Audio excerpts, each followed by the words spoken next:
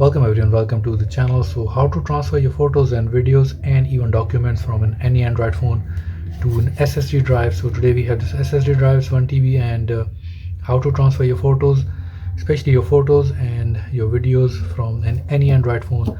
So basically we just need a connector, an OTG, just like that. So this is a micro USB to USB, and if you have a type C, you can use from type C to USB.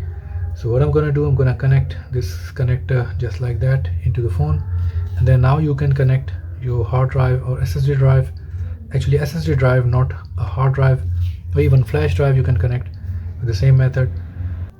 So how to transfer photos and videos? So in order to do that, you can choose file from the main menu.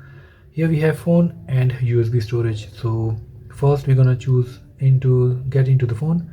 In the phone we have DCIM. In the camera, so we have 3 photos in my DCIM, which is right now in my phone storage. So you can choose all of them, or you can basically choose one by one.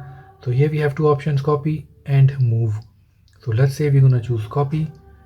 From here we can just go to other location. In the other location you can see we need to select USB drive. In the USB drive you can choose any folder, but I already specially created a folder here, pics. So in this pics you can just choose this tick mark on the top right corner. So the second you choose that tick mark, it will automatically copy all these 3 images or the selected images into the destination. So that's how you can copy all your videos and the photos from the phone memory to the SSD drive, and it's extremely easy to do that.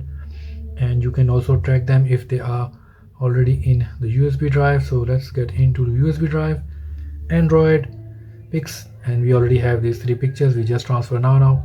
Thank you for watching this video. Please subscribe to the channel so we can make more videos.